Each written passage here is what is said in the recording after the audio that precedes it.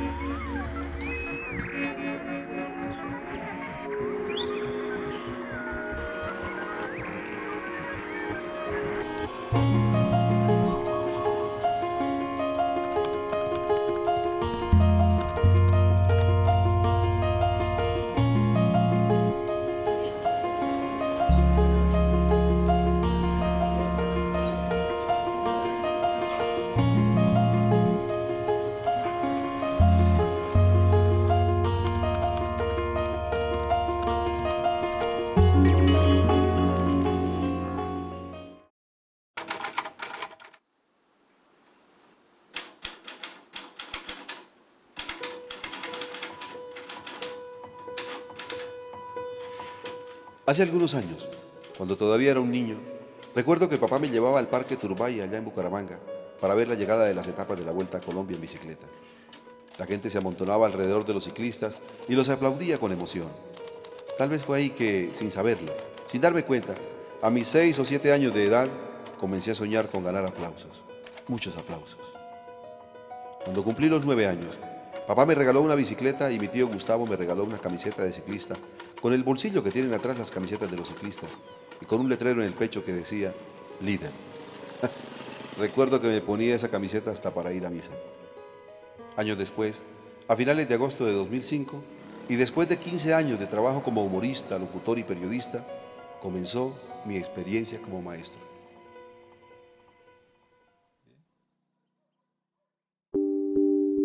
Él tiene una frase muy diciente, que es: no quiero ser su mejor profesor, no quiero ser el mejor profesor, sino su mejor recuerdo del colegio.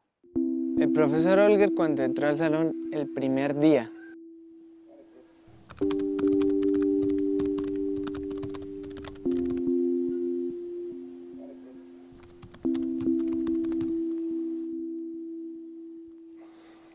Volver a caminar por esta vereda, volver a caminar por estas montañas y sobre todo visitar esta escuelita aquí en la vereda Sevilla me resulta muy nostálgico.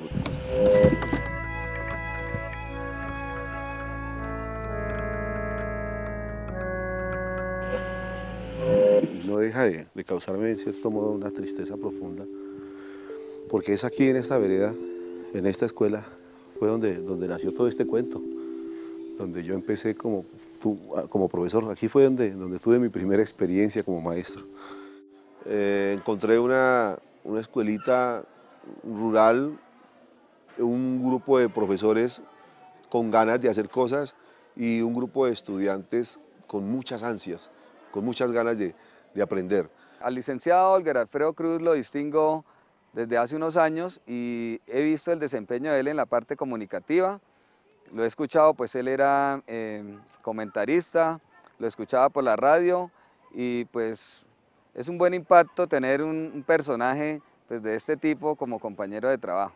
No se pasó nunca por mi mente si llegar a ser profesor, Lo que pasa es que cuando yo estaba trabajando en la radio como periodista, el Congreso de la República abolió la tarjeta profesional de los periodistas y convirtió esa bonita misión, esa bonita labor en un arte, en un oficio, que cualquier persona podía desempeñarlo. Entonces vi la carrera de licenciatura en Español y Comunicación y dije, esta carrera que me gusta. Y con un esfuerzo que hicimos en familia pude empezar a estudiar la licenciatura y cuando me gradué en el año 2004, justo ese año el gobierno convocó a concurso docente y yo me presenté, me fue muy bien, pasé con muy buen puntaje y bueno, así fue como en el 2005, en el 18 de julio, a partir de ese día empecé a trabajar como maestro. Aquí fue donde vi todas esas necesidades de los niños, de los estudiantes.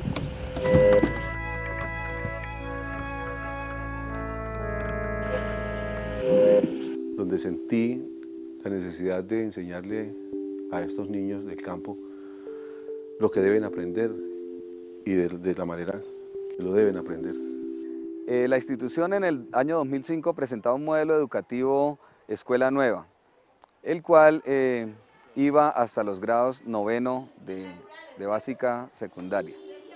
Esta metodología pues, es bastante simplificada en cuanto a lo que es un bachillerato completo, así que nos veíamos con ciertas limitaciones en cuanto a los contenidos que dábamos en cada grado. Cuando yo llegué aquí, yo lo que quería era, primero que todo, hablar con los estudiantes, conocerlos y que me conocieran. Pero en ese momento fue donde empecé a percibir que algo estaba pasando, que algo no estaba bien. Los estudiantes tenían cierta dificultad en comunicarse conmigo porque yo les hablaba a ellos de algo que para mí es normal, elemental, básico. Y de pronto ellos no me entendían.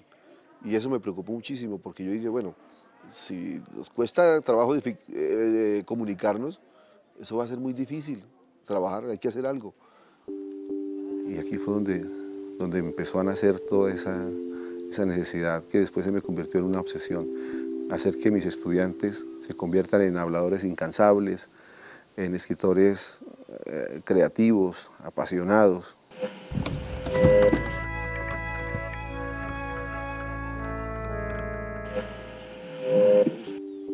Fue aquí y yo tengo un excelente recuerdo, un grato recuerdo y me da mucha nostalgia volver a desandar.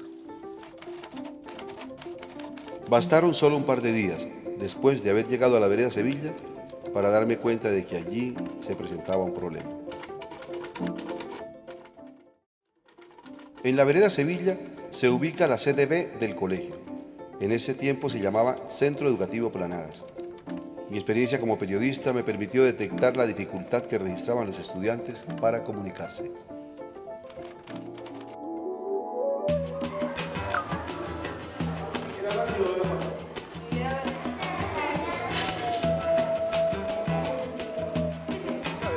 Muy bien.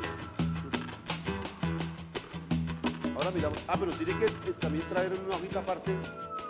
El primer día que el profesor Olger entró al salón y nos dio nuestra primera clase, fue algo que nos impactó y nos enganchó en un solo instante. Él de una vez trajo unas propuestas nuevas, nos dio muchas maneras para poder estudiar, nos dio cosas para nosotros poder trabajar y ayudar en la comunidad. Cuando el profesor llegó a Sevilla, hubieron cambios que a nosotros tal vez nos parecían muy raros porque no teníamos una metodología, no traíamos una buena metodología en ese tiempo. Las diferencias eran demasiadas porque él llegó con la nueva propuesta de copiar menos y aprender más. Y los profesores, los que estaban, ellos querían todo lo más llenar cuadernos y llenar cuadernos.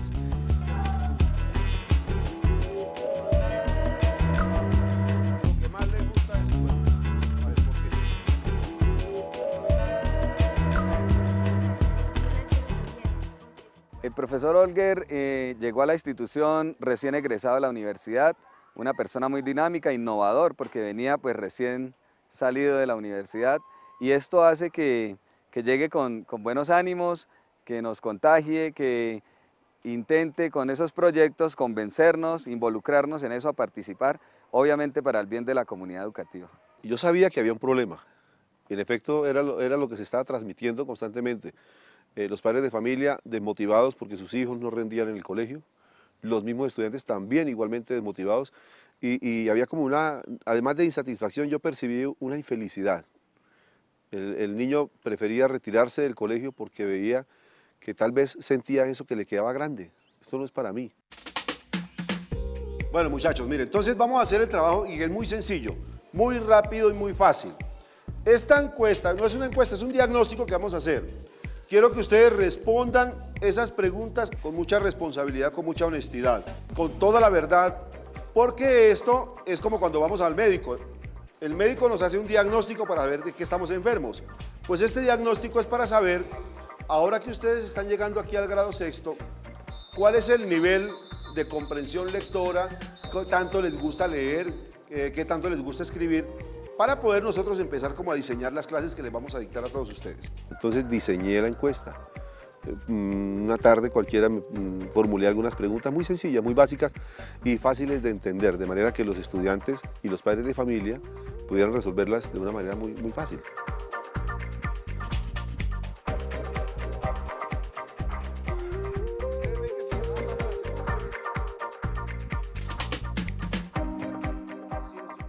Después de que recojo yo esos diagnósticos, saco la conclusión. Y la conclusión fue clara y contundente. Si los estudiantes no saben leer, pues no van a entender, no van a tomar la lectura, primero como un motivo para divertirse, que es lo que yo busco con la lectura, que ellos aprendan a divertirse a través de la lectura. Y segundo, no van a sentirlo como una fuente de investigación, de nutrición intelectual. Por lo tanto, no van a rendir en ninguna materia, en ningún área. El problema de la lectura en Colombia, sobre todo en el sector rural, está en dos líneas. La primera, que los niños y los jóvenes tienen una lectura poco clara y precisa, o sea, muy cortada. Y la segunda es que no es una lectura comprensiva. Ellos leen un texto, pero al analizarlo no entienden el mensaje. Y encontramos en todos los grados. Hay jóvenes en 11 que terminan el bachillerato y no tienen lectura comprensiva y llegan a la universidad con problemas de lectura. Pues acá en el sector rural, acá tenemos que el principal cultivo es la mora, ¿no? Y al estudiante, por ejemplo, que sale de quinto primaria, a él le interesa y al padre de familia le interesaba, porque ya se ha cambiado esa mentalidad, era recoger las moras e irse al campo y hacer sus faenas, ¿sí? Del campo, y llegaba a quinto primaria y el bachillerato poco le interesaba.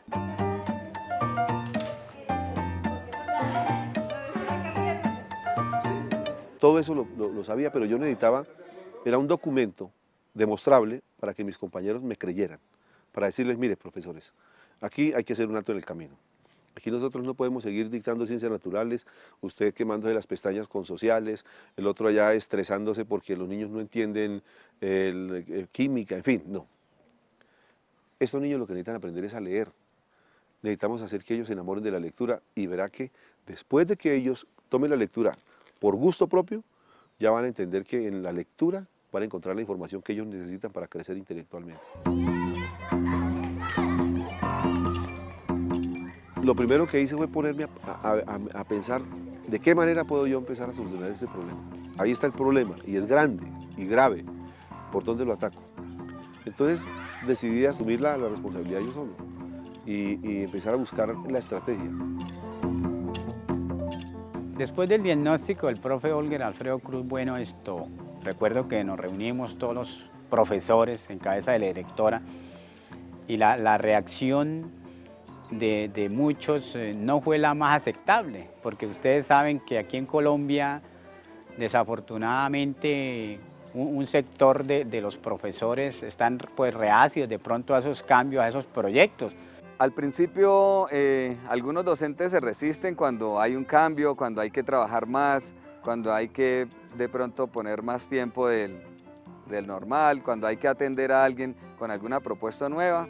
Siempre yo creo que encontramos eso, pero hay validez en la propuesta del profesor y creo que la mayoría la hemos atendido. Yo analicé la situación y veía como dos bandos, unos que estaban a favor y otros que estaban en contra. Pero de pronto uno como fue a una institución y a varias, a la universidad, uno fue preparado para eso, para sacar y apoyar esos proyectos innovadores, ¿sí? Entonces mi apoyo fue total hacia el profesor Holger. Los profesores se quejaban de lo mismo. ¿Qué hacemos con estos niños que no quieren leer? ¿Cómo hacemos para que lean por lo menos lo que escriben en sus cuadernos? Todos sabían que había un problema, se lamentaban, pero al parecer no se había planteado ninguna solución. Cada episodio, cada logro, cada fracaso, cada sueño, cada día deben hacer de mí una mejor historia. Pero indudablemente, esa mejor historia tiene un secreto sagrado.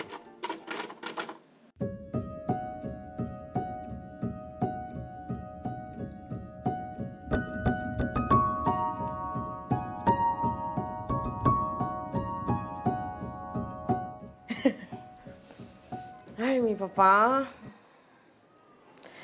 es un hombre de verdad, es un hombre de sueños. Yo pienso que la principal causa de mi existencia es mi familia. Ese es el motor de mi vida, mis hijos que son como una metáfora a la libertad de los sueños. Son esos muchachos los que no me permiten pensar como un hombre maduro. Ellos son los que se roban todo mi espacio, todo mi tiempo, todos mis objetivos, y por ellos es que pienso yo que soy capaz de vivir de la manera como estoy viviendo.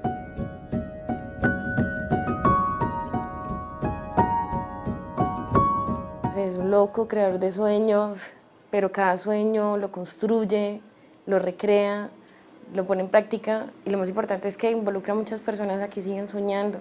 Y cada vez que yo veo a un niño con problemas de aprendizaje, cada vez que veo a una niña con situaciones difíciles de comunicación, yo pienso en mi mamá.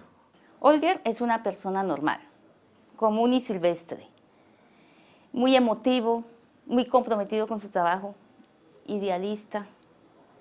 Busca el problema, la necesidad, eso lo detecta de una cuando llega a cualquier sitio, a cualquier lugar.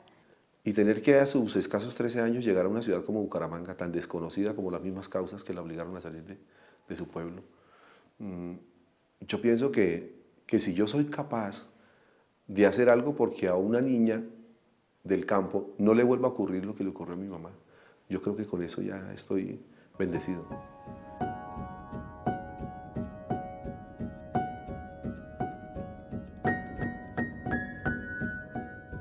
El dicho de que siempre detrás de un gran hombre hay una gran mujer, aquí en el caso podemos decir que una gran familia, ¿no? Porque todos participamos en ese proceso. Mi mamá como mujer campesina, mi esposa como mujer campesina, mi papá un antiguo celador, de gente muy humilde, y por cosas de la vida llego a trabajar a una vereda. Dígame de qué otra manera le puedo yo agradecer a Dios por haberme dado a mi mamá, por haberme dado a mi esposa y a mi papá, si no es buscando la manera de hacerlo mejor por estos niños. Nosotros como familia le contribuimos a él con eso, o sea, dándole el apoyo para que él siguiera adelante y nosotros atrás como acompañándolo. Porque no solamente las satisfacciones son de él, sino él nos las comparte a nosotros. Eso nos nutre como familia.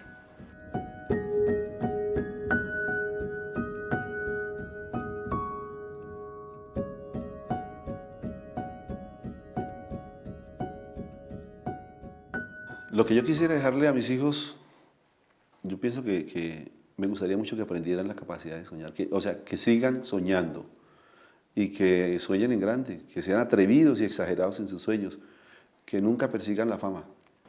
Mi papá nos ha enseñado a que soñemos, sí, pero que tengamos los pies sobre la tierra y que esos sueños busquemos la manera cómo construirlos. Yo lo que les insisto a ellos es que tienen que buscar el prestigio y que para conseguir sus objetivos nunca pasen por encima de nadie, nunca. Si el estorbo es muy grande, pasen por un ladito, así tengan que darle la vuelta al planeta, pero nunca pasar por encima de nadie, pero tampoco permitir que nadie pase por encima de ellos. Según mi papá, un sueño se logra metiéndole berraquera, metiéndole amor, metiéndole pasión, así se logran los sueños.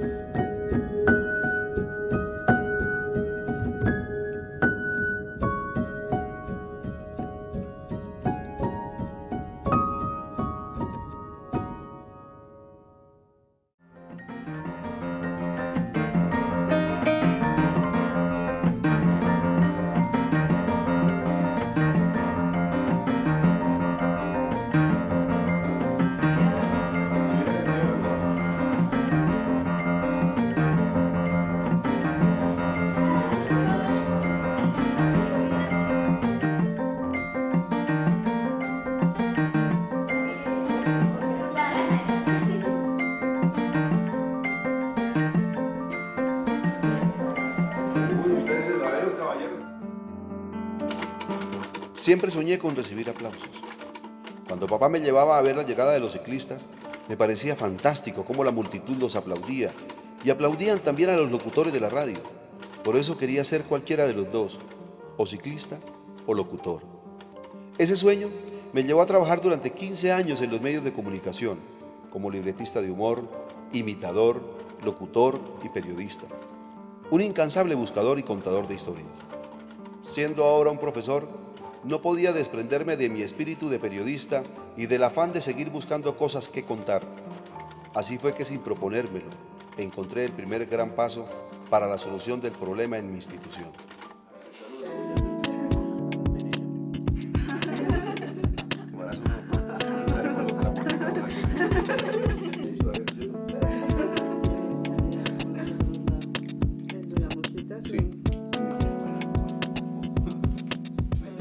Yo creo que todo comenzó cuando una familia me invitó a almorzar.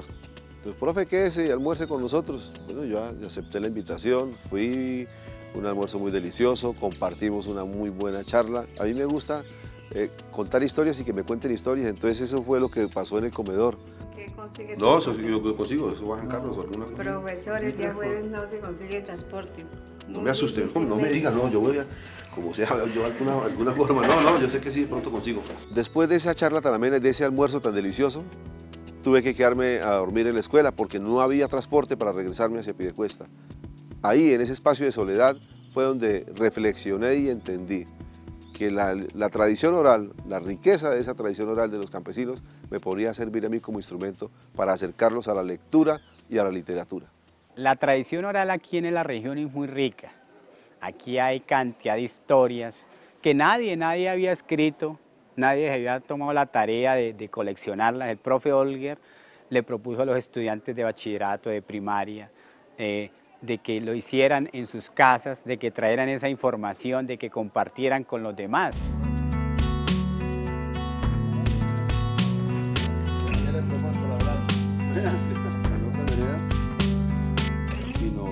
A partir de aquella primera invitación que me hicieron a almorzar, entonces empecé a visitar otras casas campesinas.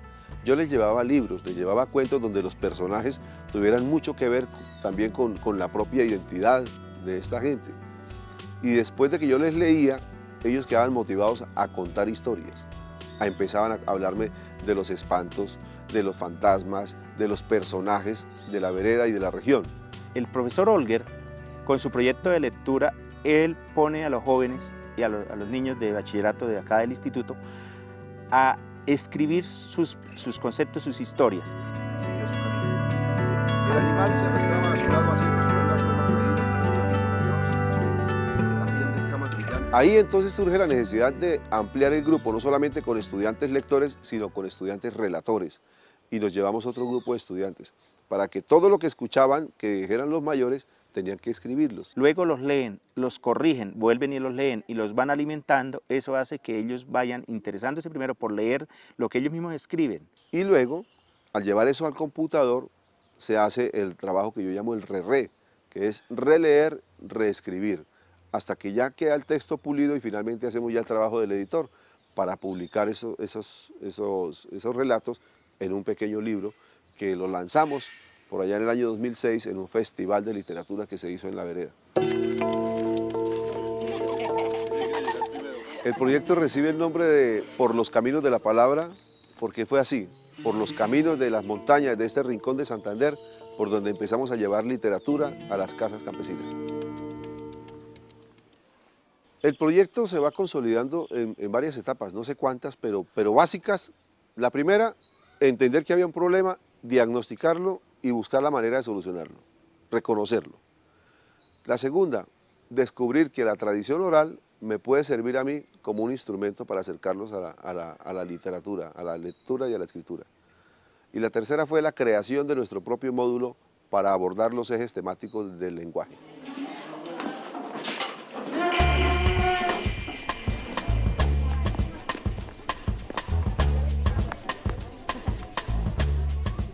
Algunas de las estrategias que puedo aprovechar con este módulo son, primero, que me facilita socializar los contenidos de todo el año desde el primer día de clases. Es decir, en la primera clase el padre de familia y el estudiante ya saben qué temas vamos a ver y de qué manera van a ser evaluados.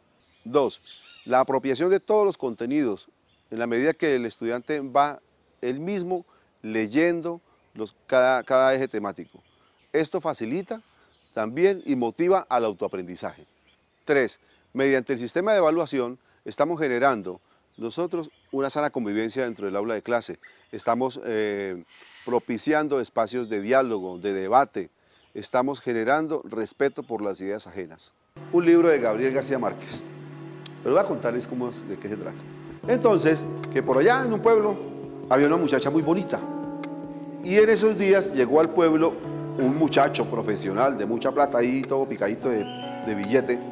Todas las muchachas, todas las peladas del pueblo, ¡ay, tan divino! ¿Cómo hacen ustedes? Sí. ¡Ay, tan divino! Entonces nos cambió la forma de evaluar. Ya no era evaluación de se aprende esto y esto, sino de, por ejemplo, hacer un dramatizado. 4. Se permite la articulación, la transversalidad del lenguaje con todas las áreas, en la medida que ellos desarrollan ejercicios de lenguaje, pero con contenidos de las diferentes áreas. Para los estudiantes es muy importante la transversalización del conocimiento porque ellos ven que hay unidad en el currículo y que hay unidad en el equipo de trabajo.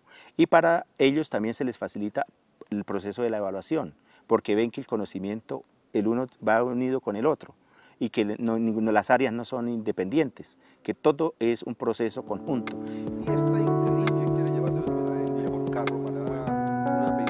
Y alrededor de eso se teje una historia tan hermosa, pero muy bonita, con este que se llama El coronel no tiene quien le escriba. ¿Quién se lo quiere llevar? Poco a poco fui transitando por los caminos de la palabra y cada vez fueron más los estudiantes que querían acompañarme. Esa colcha de estrategias se fue tejiendo, se fue consolidando en un proyecto pedagógico que como bola de nieve creció y se extendió, involucrando a toda la comunidad en el proceso educativo. Era bella, elástica, con una piel tierna del color del pan y los ojos de almendras verdes. Y tenía el cabello liso y negro y largo hasta la espalda. El peso de sus 11 maletas. Empezaba a aburrirme cuando vi la aparición instantánea que me dejó sin aliento. Así que no supe cómo terminó el altercado hasta que la empleada me bajó de las nubes con un reproche por mí. A mí me gustaría que Camila fuera una profesional. A ella le gustaría estudiar administración de empresas. A mí me gustaría muchísimo que ella lograra ese sueño. Porque yo pienso que estudiar, ahora que se nos ha dado la oportunidad de tener el colegio en la vereda, es algo que debemos aprovechar para que nuestros hijos progresen, sean algo en la vida. Pues leerle a mi familia, al principio nadie me ponía atención, todos estaban ocupados mirando televisión, mi mamá haciendo oficio, mis hermanos trabajando. Y pues no me ponían atención, pero luego fue cambiando.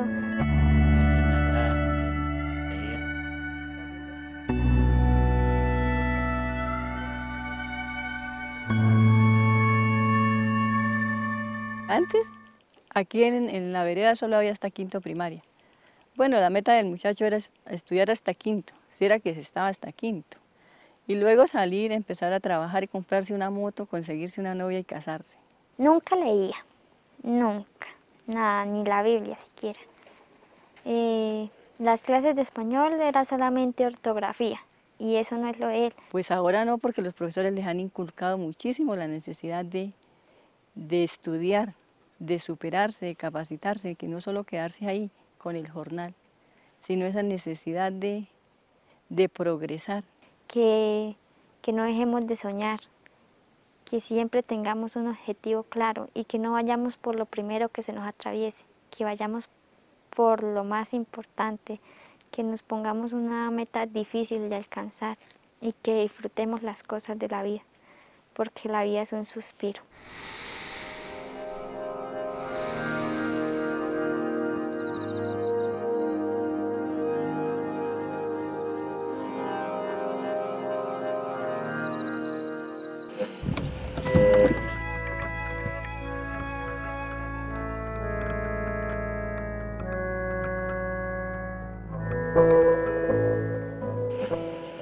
este cuento que les voy a leer inicialmente. ¿Tienen niños pequeñitos? ¿Quiénes tienen niños pequeñitos? Bueno, pónganle aquí va este cuento. Un día, un hambriento zorro se preparaba para cazar su cena. Cantaba en voz alta mientras se afilaba con una lima de metal sus largas y temerosas garras. Tra la la la la la la la, un zorro es lo que soy, un gran cazador, un artista soy, del bosque lo mejor, tra la la la la la la. A mí el proyecto me cambió de manera trascendental porque el profesor, la manera de tratar a los padres, a los estudiantes, los incentiva a los padres a que hay que a sus hijos apoyarlos para darles estudio. Dado esto, mi padre me apoyó con mis hermanos y entré a estudiar. Del 2005 al 2010 hemos obtenido logros bastante notables y pues la deserción escolar ha mejorado. Antes el instituto contaba con muy pocos estudiantes. Ahora que escuchan propuestas, que hay un maestro que sacó la cara pues por Colombia, que escuchan que hay una sala de informática, que hay mejores propuestas, ha aumentado el número de estudiantes. Has venido al lugar indicado. El pobre cerdito asustado intentó correr, pero el zorro, más ágil, le saltó encima, lo agarró por una pata y lo arrastró hacia adentro. Y el zorro feliz: este debe ser mi día de suerte. ¿Qué tan seguido puede venir a la cena a tocar a la puerta de la casa? El cerdito pataleaba y chillaba. Ay, no, señor zorro, déjeme ir, yo quiero irme, déjeme ir. Lo siento, amigo. Esta no es una cena cualquiera, es cerdo al horno, mi preferida. Hace 4 años era una lucha hacer que los estudiantes pusieran 50 pesos para una fotocopia. Hoy día los padres de familia ya compran libros, compran enciclopedias. Cuando van al pueblo no les da miedo entrar a la biblioteca. Hoy día hemos conseguido también que inviertan en la parte tecnológica. Hace 4 años era una lucha buscar un disquete para que los niños grabaran la información que hacían durante sus trabajos en el área de informática.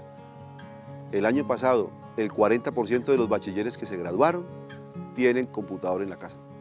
El proyecto Por los Caminos de la Palabra es un sueño hecho realidad. Es motivar a los jóvenes a seguir adelante, a superarse.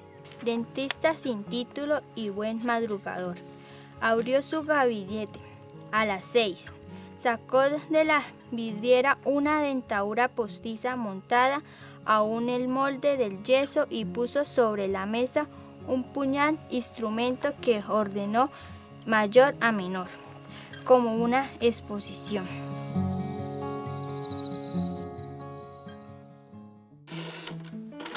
Ahora en la vereda Aplanadas, la comunidad comienza a girar en torno a la lectura, a la apropiación de la palabra como instrumento de convivencia, de desarrollo, de ganas de seguir creciendo. No voy a decir que todos los vecinos están en este cuento, pero poco a poco, cada día se van sumando más. Aún queda mucho por hacer, pero tengo todas las ganas de seguir haciéndolo. Yo nunca pensé que por hacer mi trabajo como se debe, por entregar el alma en cada jornada, estaba haciendo realidad el sueño de mi vida.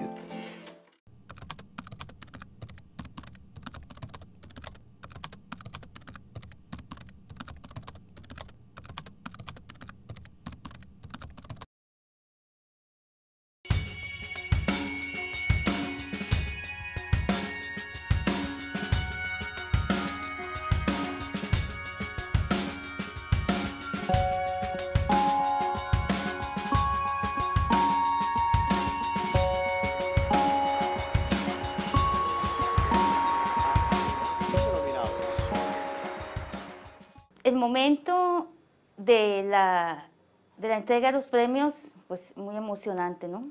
El hecho de estar allá en ese teatro con sus hijos, que es una cosa muy hermosa.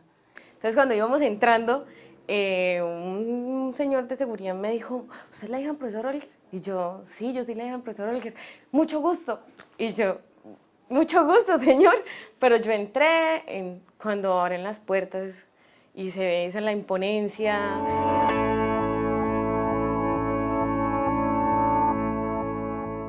Empezamos a salir los 15 maestros nominados y a ocupar nuestros puestos en el escenario.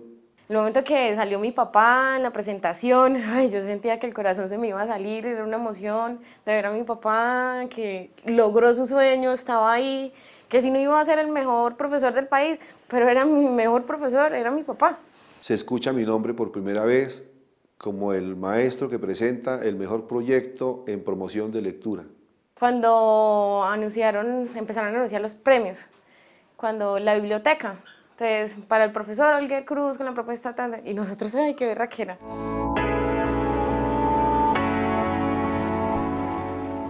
Se escucha nuevamente mi nombre y vuelven a aplaudirme con mucha alegría cuando van a premiar el mejor proyecto en la enseñanza del lenguaje.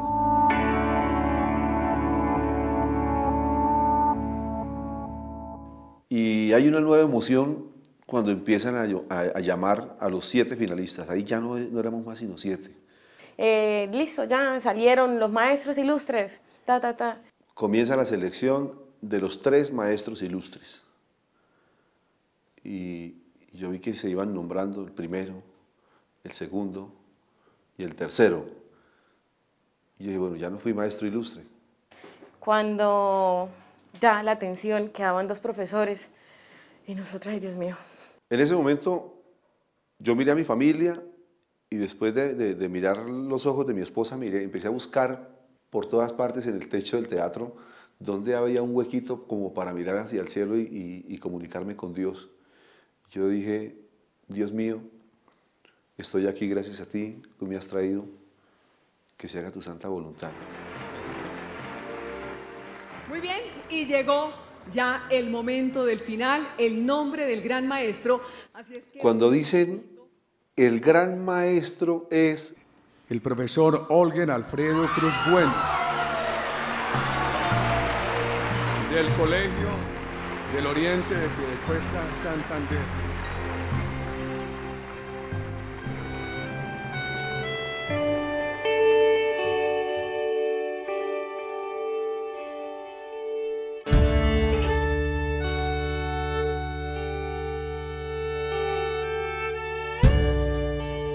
Eso fue impresionante porque mi papá se le vio, no sé, se le transformó la cara, dio esa alegría, esa emoción, nosotros nos paramos, gritamos, cuando en un momento a otro, ¡bum!, botan unas llamas así de papelitos, la piel se nos transformó.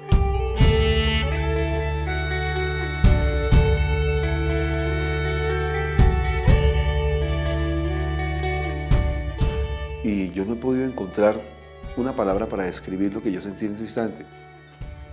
Ver que mi papá lograba su sueño, para nosotros fue lo más maravilloso, saber que cogía con sus manos ese premio, con esas ganas, con esa fuerza, y decirle al país, yo puedo construir sueños, lo puedo hacer con amor, y demostrarnos a nosotros que todo el tiempo que estuvo ahí concentrado en su trabajo era para ofrecernos esa gran felicidad. Y después, como levantar los brazos, como querer, en ese momento sentí que tenía la camiseta del líder. Y dije, Dios mío, yo lloré muchísimo. Y tuve que ser valiente porque, no sé por qué decidí esconder mis lágrimas ahí, o no sé. Fue un episodio fantástico, fantástico. Para todos los profesores del campo, los niños del campo tienen que ser soñadores y ustedes, maestros, tienen que convertirse en enseñadores de sueños. Que Dios los bendiga a todos.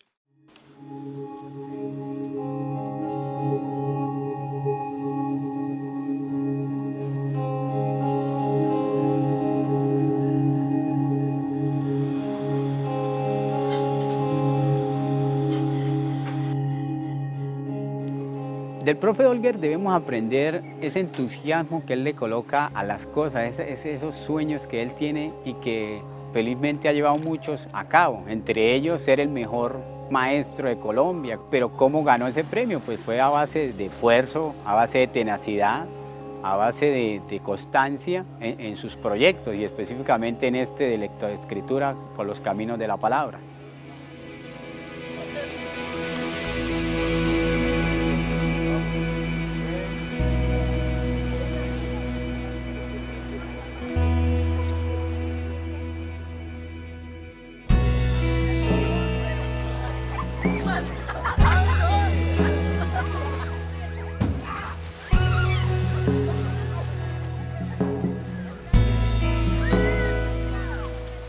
Profe Olger, quiero darle las gracias porque nos invitó a soñar, a crear nuestro propio mundo.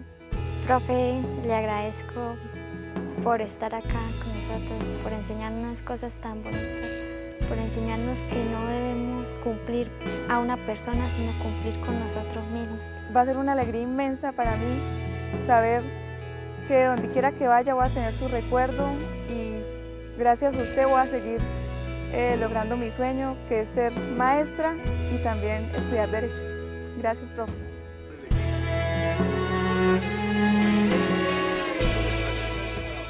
Gracias por hacernos unos habladores y unos soñadores incansables y que a pesar de que, como él mismo lo ha hecho, como usted mismo lo ha hecho, usted no es solo sino el mejor maestro, sino también un mejor amigo, el mejor recuerdo del colegio que tenemos.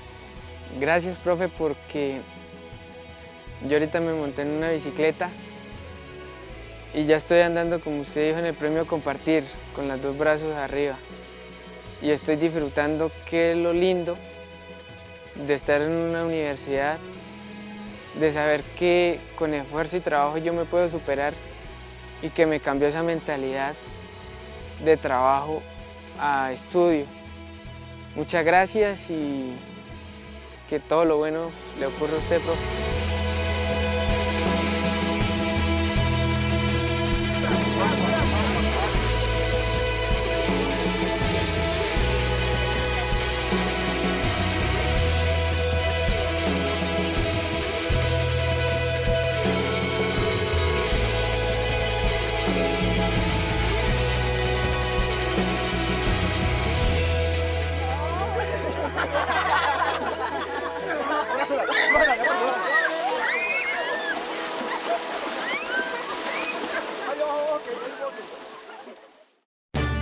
La Secretaría de Educación y la Gerencia de Comunicaciones de la Gobernación de Antioquia presentaron el anterior programa.